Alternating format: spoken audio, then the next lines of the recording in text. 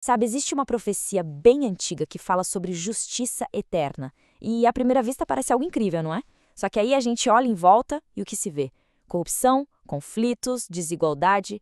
O mundo parece qualquer coisa menos um lugar justo. E essa é a grande questão, o ponto central. Como é que uma promessa de justiça perfeita pode ser uma realidade agora, se o que a gente vê todo dia parece ser exatamente o contrário? Pois bem, é essa aparente contradição que a gente vai desvendar juntos agora. Olha, tudo começa em passagens como essa aqui, lá do livro de Daniel. Essa profecia apontava para a vinda do Messias, que seria o responsável por estabelecer essa tal justiça eterna. Mas o detalhe crucial aqui, o pulo do gato, é que o foco dessa justiça nunca foi consertar os governos do mundo. O objetivo era resolver um problema muito, mas muito mais profundo: a relação entre a humanidade e Deus. E é exatamente aqui que mora o principal mal-entendido. É que quando a gente ouve a palavra justiça, o nosso cérebro vai no automático. A gente já pensa em justiça social, política, econômica.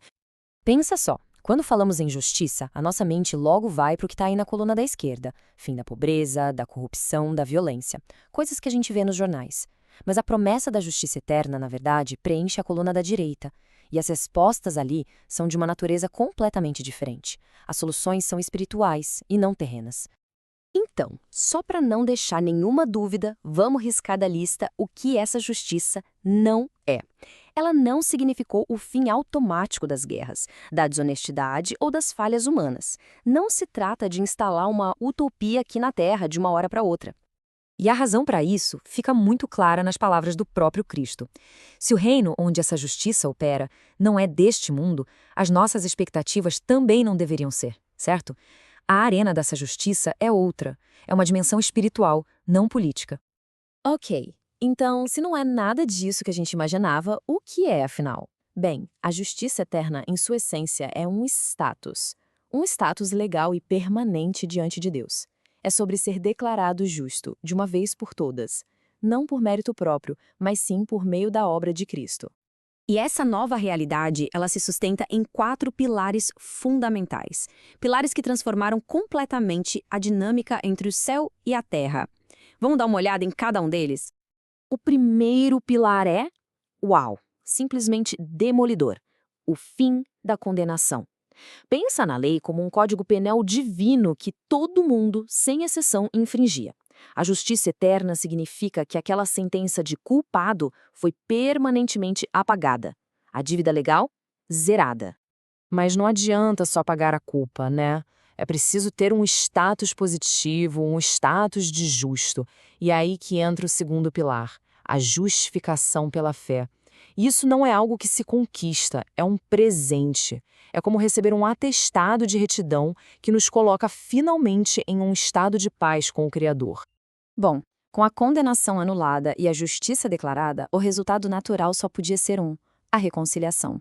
Aquele abismo que separava a humanidade de Deus foi fechado. O texto diz que Deus não está mais levando em conta os pecados, o que permite um relacionamento direto, restaurado.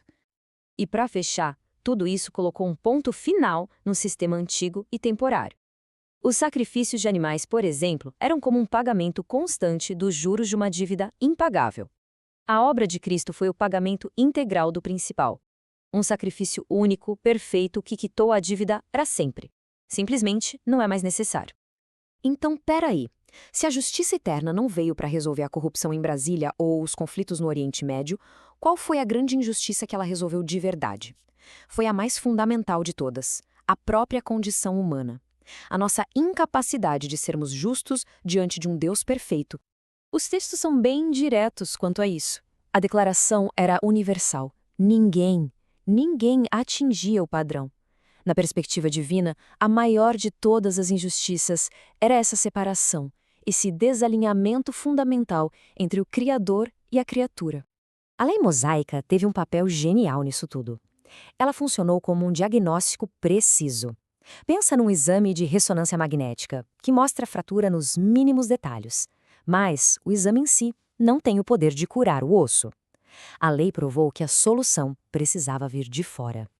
E a solução foi uma manobra de substituição perfeita. Cristo não apenas tomou para si a penalidade que era nossa, como também cumpriu perfeitamente a lei em nosso nome. Ele se tornou nosso representante legal, abrindo um acesso direto a Deus que antes estava completamente bloqueado. Certo. Tudo isso é uma realidade espiritual poderosa, a gente entende. Mas como é que se vive isso no meio do caos e da injustiça do dia a dia? Como é possível reinar em vida quando as contas chegam e as notícias são péssimas? A chave é entender que o reino de Deus é uma realidade interna antes de ser externa. Como o texto diz, é justiça, paz e alegria no Espírito Santo. É como uma constituição interna que governa a vida independentemente do que está acontecendo lá fora. Mas e por que o mundo ainda parece tão quebrado? Pensa na justiça eterna como um novo sistema operacional, disponível para todos. O sistema foi lançado, está no ar. O problema é que nem todo mundo fez o download e a instalação. O reino de Deus coexiste com outros sistemas que ainda operam em rebelião. A oferta está na mesa, mas a aceitação não é automática. E o resumo da ópera é este: a justiça eterna promove a maior mudança de status que se pode imaginar. É sair da cela do condenado e receber as chaves do reino. É passar de uma posição de dívida para uma de herança, de separado para comissionado. E a implicação prática disso tudo é o que esse texto chama de reinar em vida. Isso não é sobre ter poder sobre outras pessoas. É sobre ter a autoridade sobre o caos interno, sobre o pecado, sobre as circunstâncias. É viver a partir de uma posição de aceitação e graça, o que gera uma resiliência que o mundo simplesmente não consegue explicar. Isso nos deixa com uma última reflexão. Se a grande injustiça, aquela que nos separava de Deus, já foi resolvida de uma vez por todas, a pergunta muda completamente. Não é mais quando a justiça finalmente virá, mas sim como viver hoje a partir da realidade dessa justiça que já foi estabelecida e nos foi dada.